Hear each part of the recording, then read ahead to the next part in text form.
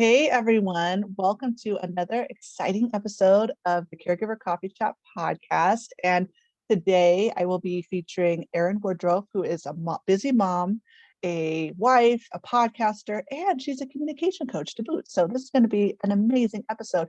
But before we dive into today's episode, I want to make sure that you hit that like, follow, and subscribe button wherever you're watching this on Apple, Spotify for podcasters, or my YouTube channel. So that way you will be notified when more amazing episodes of the Caregiver Coffee Chat podcast drop. And also, if you are struggling as a caregiver in a hard season right now, whether it's for a spouse like what I'm dealing with or an aging parent, I want you to know that you're not alone. So if you need a safe place to talk and just vent and cry and shout or whatever you need, your girls got you. Check out the link below to book a free support call, caregiver support call today. But in the meantime, let's dive into today's episode. So, Erin, thank you so much for being on the Caregiver Coffee Chat podcast today. Thank you so much for having me. It's great to be here. Yeah, Erin and I had the chance to work together when I was on her podcast, and I'm so excited that she agreed to come and be a guest on mine, because as ambitious Christian moms and finding that healthy balance between taking care of ourselves and taking care of our families can be hard. And especially, wouldn't you agree, Erin, with in the limelight of being a Christian mom, of trying to do so in alignment with the Lord. Mm-hmm. Oh yeah. Yep. It's a challenge every single day. Right. So for those of you for those who are listening, sorry, not enough yet, not enough caffeine yet, guys, sorry. But for those who are listening and who may not know your work very well, can you tell us a little bit more about your business and who you are and what makes you tick? Yeah, definitely. So my name's Erin and I'm a communications coach. I work with high achieving women married to introverts, and I help them communicate with confidence, clarity, and curiosity in their partnerships and also in all the other parts of their life, so they can also create a happy marriage, thriving, and stay happily married to an introvert. That's kind of what I do. I love that. And I hope that for those of you who are listening and who may not be introverts, communication is still important, okay? And I think it's interesting as ambitious Christian couples in general, and when you're dealing with extenuating circumstances, be it a financial hit or be it like a job loss or something, or due to like a health crisis, like what I've had to deal with my family, communication is very important. And if you're not able to communicate in a healthy way through those hard challenges, it just, as a house of cards, it impacts the marriage, it impacts your relationship with your kids, and it also impacts you as the mom, the wife, the caregiver, the entrepreneur, if you're not being able to advocate for the needs that you need, right? Mm-hmm. You have to take care of yourself, and you need to also take care of your loved ones. But how we do that really starts first and foremost with communication. So you're a communication coach and you're married to an introvert. So what really spurred you on to like, okay, I'm struggling with communicating to an introvert. Yeah, I'm going to start a podcast and a business about all that. So what brought that on? Well, a lot of things. And I was on my journey of like self-discovery and trying to create the marriage that I wanted to be in way before I ever started my business. So this is like years in the making. And really, I had to start with learning about myself and about my partner, my husband, first. I had to understand that like he was so different from me in so many ways, and I couldn't understand it. I didn't get it. And when I actually educated myself a lot on introversion, and that allowed me to have understanding, because he wasn't necessarily able to articulate it either. He would just say, well, it's just the way I am, or I don't necessarily care about that, or whatever it was. And anyways, so for me, I had to start with myself and educate myself. And then from there, I could actually start to understand our differences and communicate them with him. Right. And like with anybody, we all communicate differently. We have different brains, we have different personalities about what works for us and what doesn't work for us. Mm-hmm. So when you were doing that research of introversion, and then also just understanding your husband's unique personality and what his introversion looks like for him, How did you figure out your way through? Because I mean, like, being an introvert, that's totally different. Like, if you're a person that needs to talk, needs to communicate, but then you're dealing with someone that doesn't, and it Mhm. feels like it's just they're shutting down on you, which I'm sure they're not meaning to. But how do you do that? Because that has to feel so frustrating on your side when you're trying to communicate, when you're feeling overwhelmed with trying to communicate your own needs, but Mhm. your partner's not, it feels like your partner's not listening or they don't care. How do you keep going when you're dealing with that type of situation? I love that you bring that up because that's really where I was. I was so frustrated and I constantly felt like he doesn't care. He's not listening to me. He's mad at me because he's not speaking. Just all of these things. And I was telling myself this story that was creating my behavior to be like not what I wanted it to be. And I turned into almost an ultra needy or overbearing, or I would shut down. And I was becoming a person that I was trying to like get his attention or get him to do things I wanted him to do.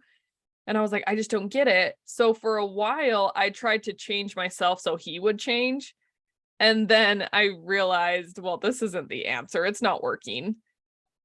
So again, going back to yourself and understanding, well, what do I need? What do I actually need to communicate? Because I am a person, and overall, if you don't, for anyone listening, if you don't understand what introversion and extroversion is, there's a lot of differences and it's a broad spectrum. It's not like one or the other. There's a whole range of things that can define your personality characteristics. And one of the things that is very prevalent for my husband and I is I process information externally by speaking, and he processes it internally. So he takes it all in, he thinks about it, and then he says very few words, but what he does say, they're very meaningful. Whereas I speak externally and I don't mean everything I say, but I have to think it through out loud.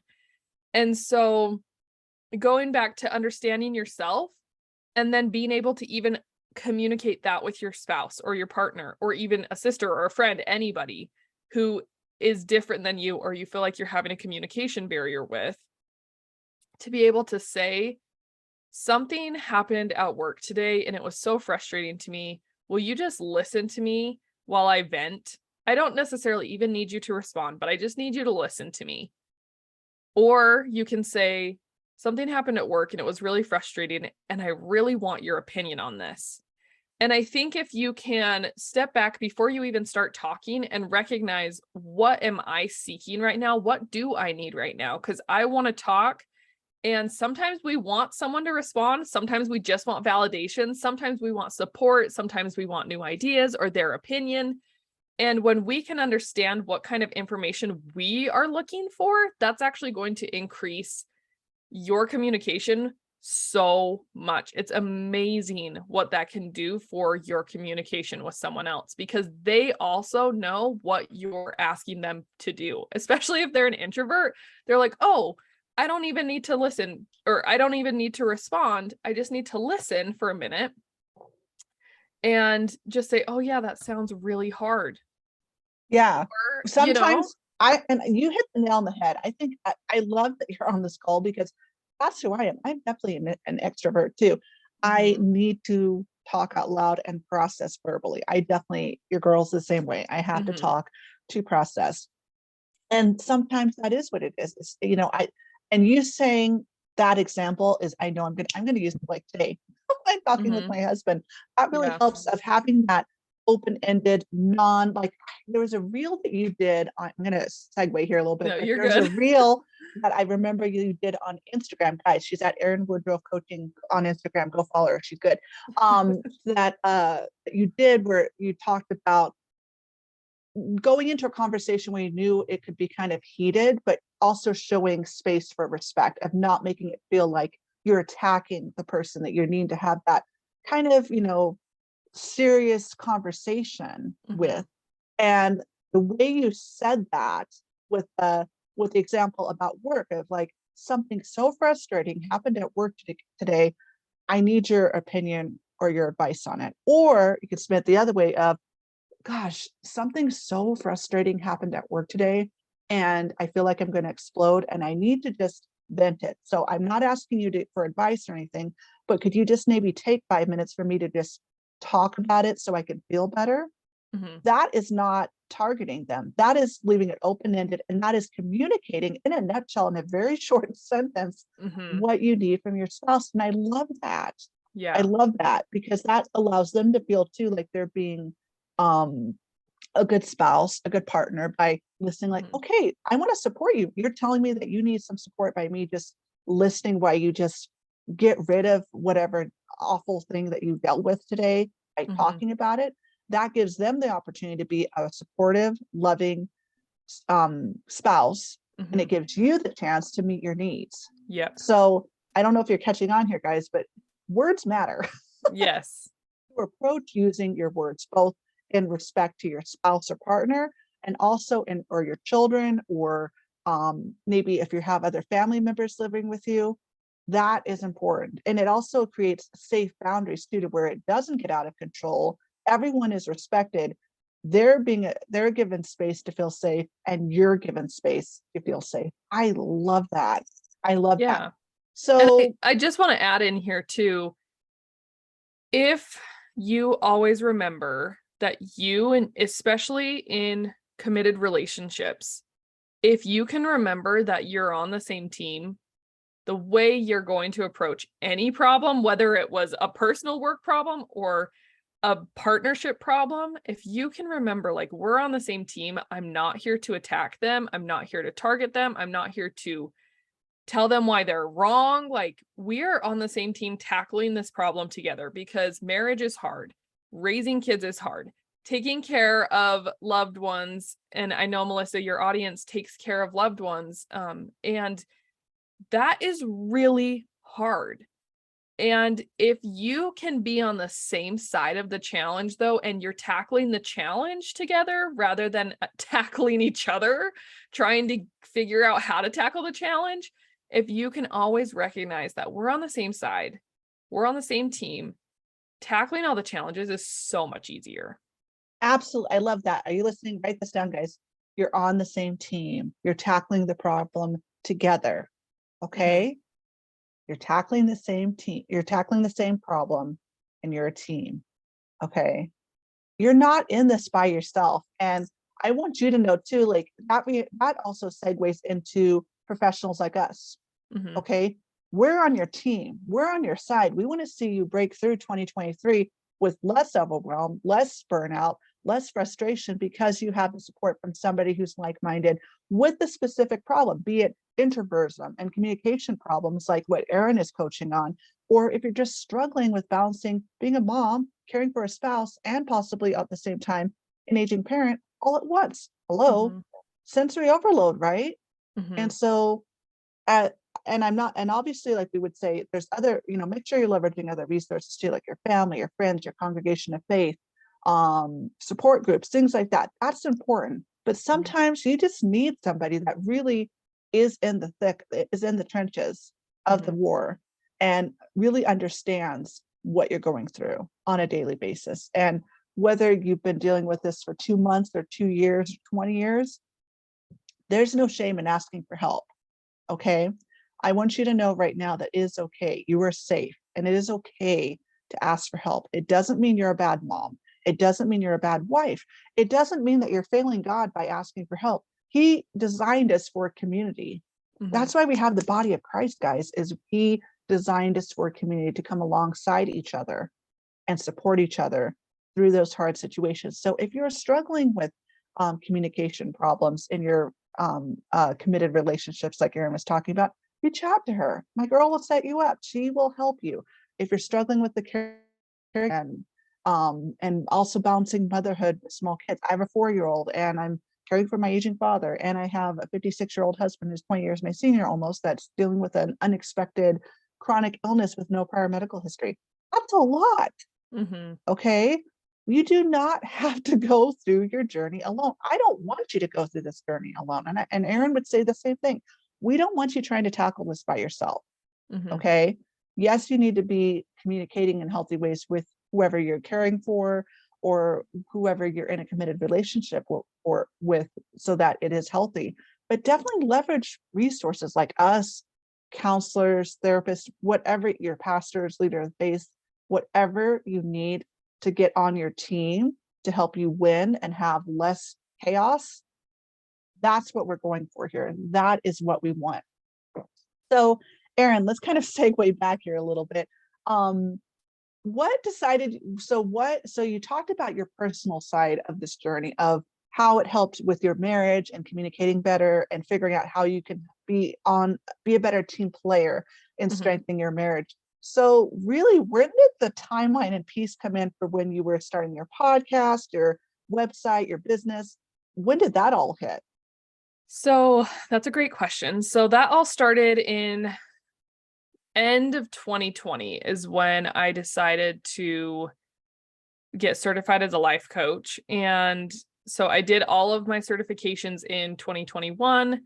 And then I went through certification and I ended up certifying and having my baby in the same week. I took my final exam. Gosh.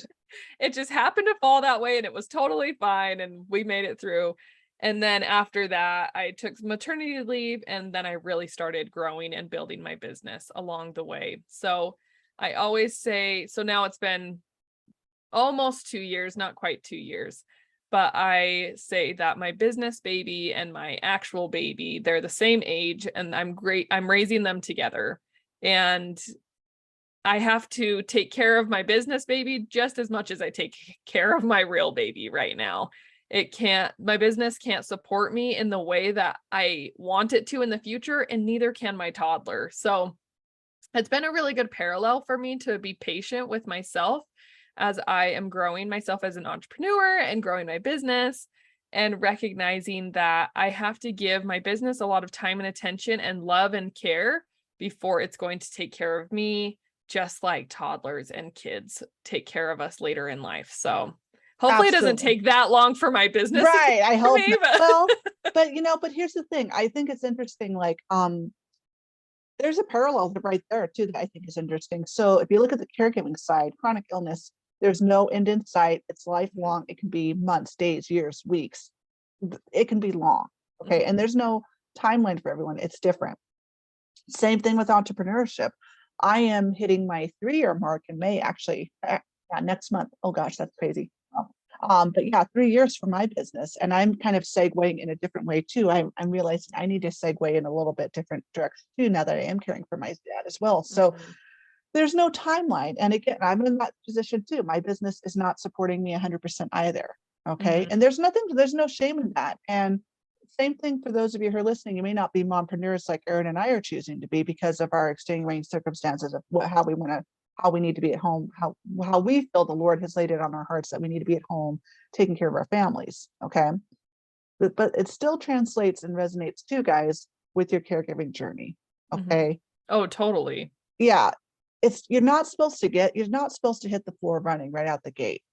You are, especially if you're not medically trained. Okay. I am thankful I've had my 15-year background as a certified nursing assistant. That has saved my butt in terms of being able to segue into caring for my husband, and even more so now with my dad, because I'm at 2 different ends of the spectrum with different needs. Yeah. Oh, I believe 2 different that. totally illnesses. So I'm having to kind of address and triage and take care of, manage, multiple illnesses here. So it's a little nutso, but my training helps with that. But I realize for the average person who does not have a medical training, or maybe is struggling because they are living far away from family, or they have a strained and unhealthy relationship with family, or maybe they don't, or maybe they just moved and things hit the fan and now they don't have a built-in community yet for support in terms of connections with a congregation of faith yet, or support groups. I get it. It's overwhelming. And you do not hit the floor running. And I will say too, even if you do have experience, it doesn't mean you're going to get hit with something that you have never experienced before. That was definitely the case for me in 2020, guys, when my husband was diagnosed with epilepsy. In my 15-year career, I never had an epileptic patient or a seizure disorder patient. So I had to do it. It felt like I was back in training again, trying to get my hands on what I could to educate myself about this illness. Because it was scary. I'm like, here I am, we're dealing with a pandemic. I have a 1-year-old daughter, guys. And then at the same time, I'm trying to educate myself on an illness that I knew nothing about. Overwhelming, sensory overload. Oh my gosh. So I want you to know that it's okay if you have to take baby steps.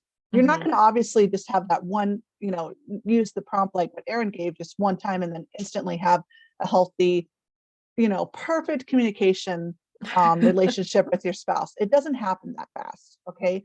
Effort, consistency, getting those systems and routines in place. Whatever I talked about day in and day out, guys. You have to take things, even if it's just 15 minutes a day, Mhm. to work on building in those systems and routine to help you in terms of managing your home, getting in your self-care, getting a system for managing your spouse or aging parents' illness. Same thing as with communication. Okay, it may not take, it's going to probably take more than 15 minutes, but Mhm. what if you make the commitment to be curious, like Erin's talking about, with observing your spouse or partner and learning and educating about what their personality is, what makes them tick, and Yeah. then starting to open up conversations with one of those prompts that Erin gave. So it again creates space of safety for both you and your spouse or partner. And it opens up the conversation to be where you're communicating right out the gate what you need. Hey, Yeah. something really stressful at work happened today, and I just need some feedback and some ideas about it. Or take it the other direction. Hey, you know what? Something really stressful happened at work today, and it is just really bothering me. Could we set a timer for 5 minutes and let me just talk about this over a cup of coffee or tea or water or lemonade, whatever you guys like to drink, while I unload this and unpack this? Because I feel like I really need to get this off my heart so I can move forward with the rest of the evening. And I Mhm. guarantee your spouse or partner would more than likely be willing to do so. But they don't know, they can't read your brains. Whether you're an introvert or an extrovert, Mhm. we can't read each other's minds. We can't. So using our words in a good way, from what I'm gathering from Erin and knowing her work, Mhm. is so important. And starting in Yes. a place of safety, starting in a place where it's with respect and understanding that we're different. My communication needs are certainly way different than my husband's, and same for Mhm. Erin and her marriage. So how Yeah. can we be good stewards as wives Mhm. with opening up communication in healthy ways that nurture both ourselves and our spouse or partners? Because if we are a team and we're going to make this and we're going to play this game out long term, we have to do so every Mhm. day and consistently in small, manageable baby step ways along the way. And it's going to take work. Marriage is work, motherhood's work. Mhm. Building a business, we know, is work.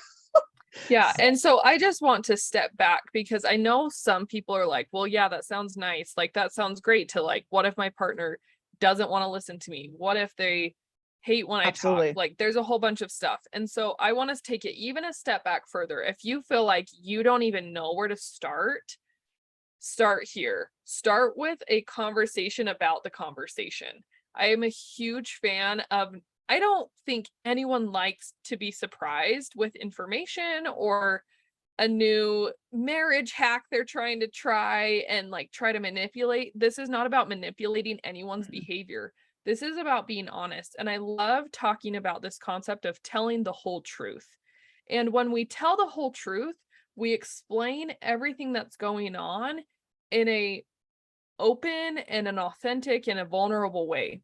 And so if you want to improve your communication with your spouse and you don't feel like you have that now, there are so many ways you can start opening the door to that conversation. And simply just by saying, I listened to this podcast today, all about communication, and I thought it was really interesting. Do you care if I share a little bit of what I learned?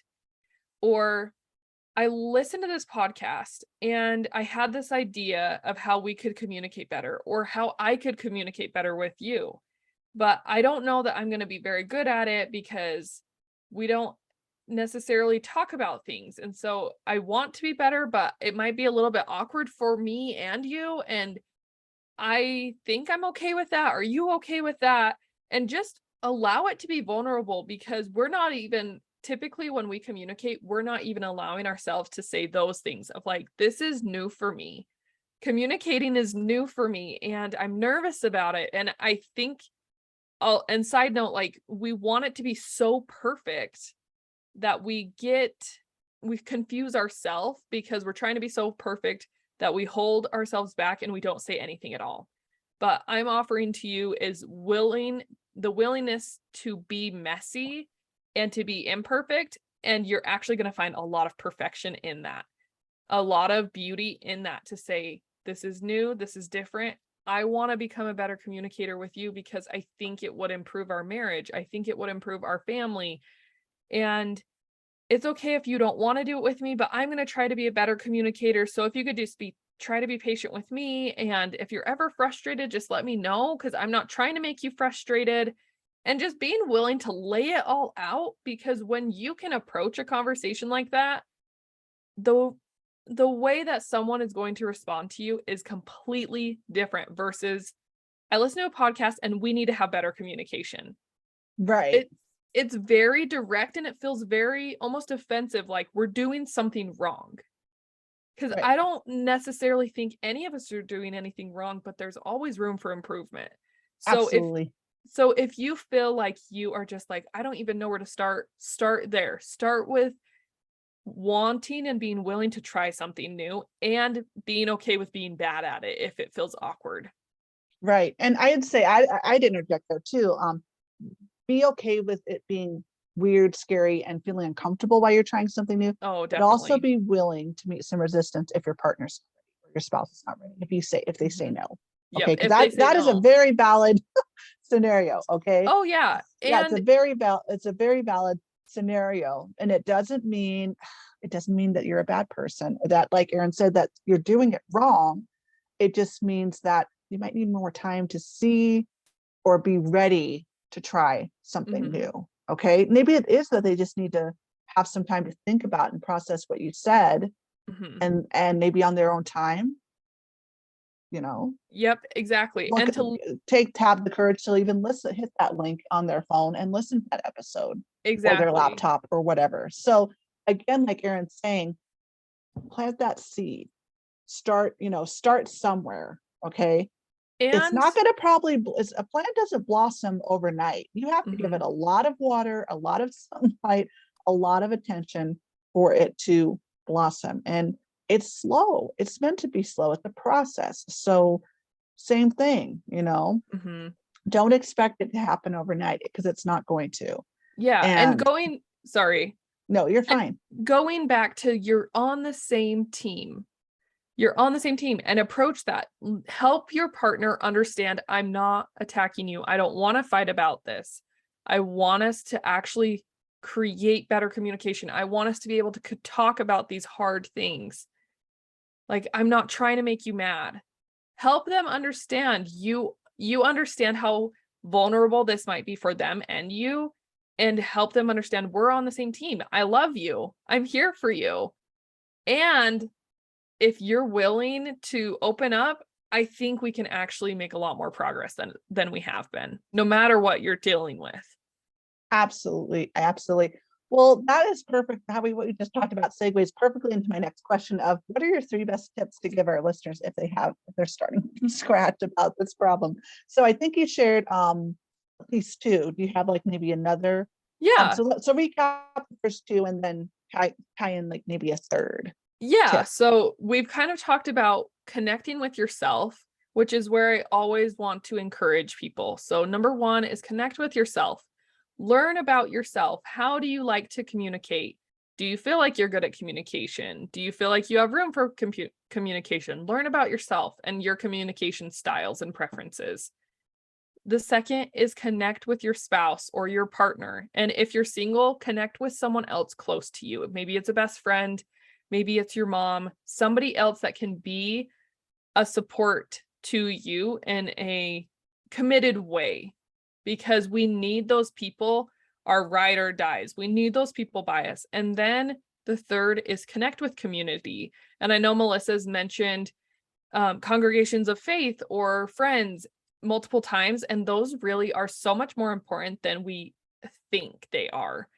I truly believe that the people that are around us, if we can learn how to connect with those people, we will be amazed at what we can learn from them and what they can offer us, but vice versa also. if we can lean into connecting with community. I've put a lot of investment into my neighborhood where I now live. I've lived here about almost 3 years. And just recently, I feel like, wow, I really am starting to build a community here. And I feel so safe. And my toddler is learning all of my neighbors' names. And I Aw. realized like that is what community is about. It's about allowing connection and love and vulnerability. And none of my neighbors have my same circumstances at all. But we are still friends and we are building a community together. And so I think if you can find community for you, and maybe that is an online community, and that is Yes. great. It doesn't have to be an in-person community. I, as an extrovert, love in-person communities. And even though I do a lot virtually, I do my whole business virtually, I still thrive the most off of my friends that live near me, off of my neighbors that live right next to me. When I see them in person, or I go on a park date with them, or we go to lunch or whatever, that is when I feel the most rejuvenated from the people around me. So connect with yourself, connect with your spouse or your partner or someone else close to you, and connect with your community around you. And I would say those are my 3 biggest tips. I love that. I love that. And I love that you talked about both online and virtual. Okay. For the caregiving side, there's a lot more stuff on Facebook now for uh, caregiving and spousal caregiving guys or aging parents now, because think about it, COVID happened, it's still not over, it's still ongoing.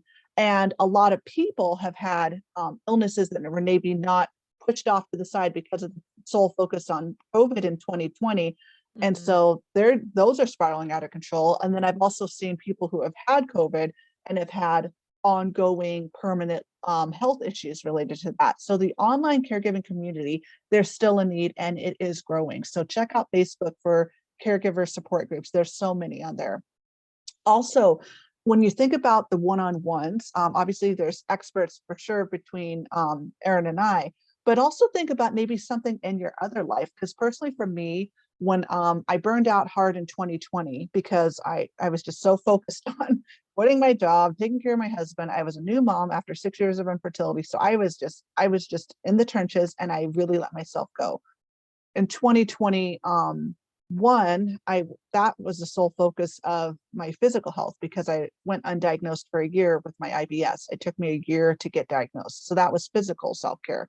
Then 2022 hit, and about mid-July, I was realizing I really just need to be, the Lord was working on my heart. I had really let my time with the Lord go. And as a 37-year-old mom, former pastor's daughter kid, I've been around the church my whole life, but Mhm. figuring out how to just make my faith my own and really find a way that works for my brain has been a struggle. Read a full chapter, do this, do that.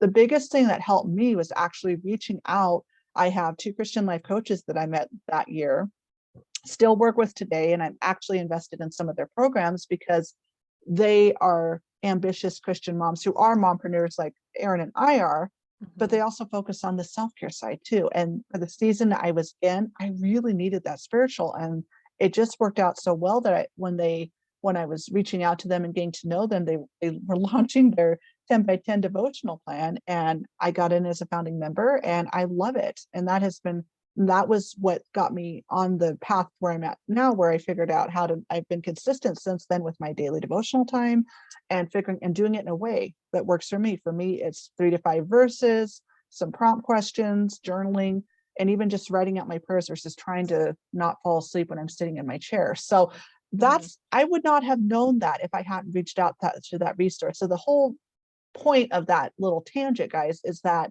um, what do you think about what you need in the 4 areas right now, besides your communication? What do you need in terms of support, maybe on the motherhood side? There's MOPS, there's MOPS groups, and what's the other one, Erin? I know there's another one that's connected in like the churches that we could leave for our moms. I can't think of it. There's another, besides MOPS, there's another moms group. I can't think of it right now. Can you? I can't I think of it. I can't. I Sorry. can't. Yeah, shoot. Anyway, so there's MOPS for churches. Maybe it is a caregiver online support group.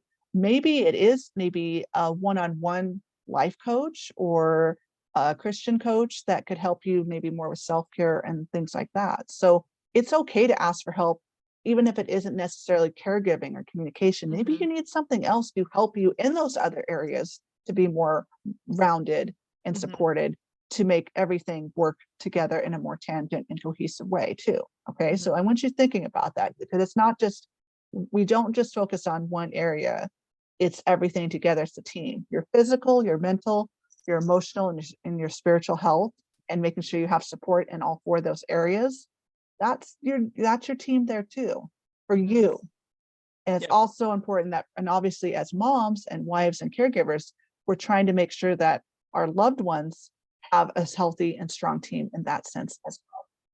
So, Erin, what is something that we've talked about either in our conversation today, or maybe just in your own journey of entrepreneurship, motherhood, learning to communicate better with your spouse, that's just really stuck with you, that you'd like to leave as some inspiration with our listeners? That's a great question. There's so many things, but the thing that's been on my mind the most is there is no one right way to do it. Period. There is not a right way to do entrepreneurship. There's not a right way to do motherhood or marriage or caregiving. There's just not one right way. And I think too often we fall into the idea that we're doing it wrong or we're not doing it the right way. Or once we start something, we didn't know what we were doing if we change. And I want to offer to you that there is actually no right way. And that's given me a lot of freedom in the last few months. I've recently pivoted my business to focus on what I'm doing now. I changed from something else, and I had all this drama of like, you didn't get it right the first time. People are going to be confused. No one's going to like you, all these things. And I was like, no, I feel so much more aligned with what I'm doing now. That means it is better. So there's not necessarily a right or a wrong, but we are continually gaining experience and changing. So just remember that, because there are times and seasons when you'll be able to give more, when you'll need to receive more, and all of the in between. So embrace that change is normal, and there's no right way or wrong way to do anything. And so embrace your own journey and embrace the things that you like to do and the things you don't like to do, because that's what makes you you. And when you embrace that, your journey is actually going to be a lot more fun and a lot more easy.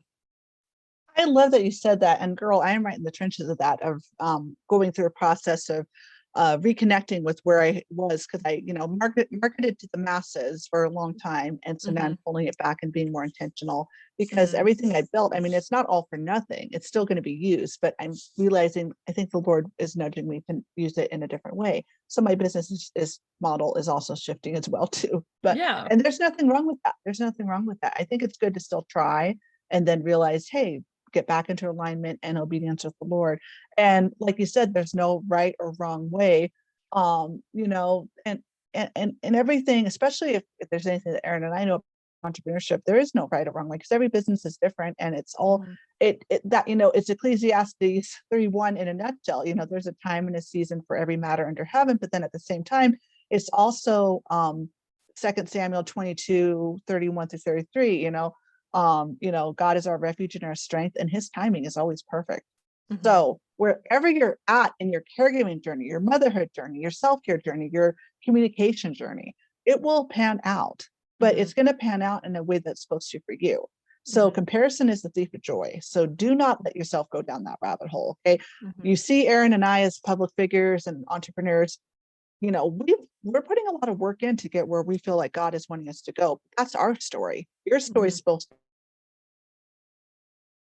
be different, but we can certainly help you and want to come alongside and support you, through your journey. Okay. So Mm-hmm. that's what this is about. It's not about copying us to a T and and following a rigid, one size fits all approach. It's like, take what you're learning from us, but then tweak it and make it your own in a way that makes sense to your brain, and just run with it. That's the Mm-hmm. whole idea of where we're headed. So Erin, as we wind down this episode, which, by the way, thank you so much for being on here. I'm so excited. I've learned a lot, and it's Thanks. been a real treat to have you on the podcast today. But where can we find more of our girl, Erin Woodruff? So, and what resources would you like to share with Yeah. our listeners if they're interested in working with you? Well, thanks so much for having me. This has been so much fun. I love this conversation. So you can find me online, erinwoodruffcoaching.com, and you can find me on Instagram and Facebook at Erin Woodruff Coaching. That's kind of my name everywhere. So if you type in Erin Woodruff Coaching, you will find me. And you can jump over to my podcast if you're interested. I have a podcast called Time for You, where I talk about how it's so easy for us to lose ourselves in the roles that we have as wives and mothers and all the other things. And so being able to carve out that time for you to do the things that you really love and the things that set your soul on fire. And that's really my podcast emphasis. So those are the best places to find me. But before I go, Melissa, I really want to give all of your listeners my free Hard Conversations toolbox. And Melissa will share this PDF with you. It's very awesome. And I called it a toolbox for a reason. It's full of information and full of resources. But just like we have a toolbox in our garage full of our hammer and our drill and our tape measure and level and all those things, we need certain tools at different times. So this Hard Conversations toolbox is kind of like that. Look through it, see what's there, and then take the pieces that you need at different times. And I put scripts in there, and I put things that you can do to prepare for a hard conversation, things to keep in mind during a hard conversation, and how to follow up and move on after a hard conversation. And it's a really awesome resource. So I would love to give it to all your listeners. Oh, thank you so much. Yes. So wherever you're watching this, guys, if it's on my website, if it's on Spotify podcasters, if it's on Apple, my YouTube channel, check out the description box, the description box below. Not enough caffeine. The description box below, to hit the link to get her a free toolbox kit. Okay. So there'll be that. I will also link Erin's social handles, her email, and her website. So if you are interested in getting more information about her through those resources, that is available to you as well. So Erin, thank you so much for coming on the podcast. It was a treat to have you. Thank you so much for having me. It was great. Absolutely. All right, guys. Well, that concludes this episode of the Caregiver Coffee Shop podcast. Remember, you're doing the best you can. You're not alone. You know your family better than anybody else on God's green earth, and you're allowed to give yourself grace on those hard mom or caregiver days. All right, guys, I'll see you in the next one, and be sure to make sure you hit that notification bell and subscribe so you'll be notified when another episode of the Caregiver Coffee Shop podcast drops. See you in the next one. Take care, guys.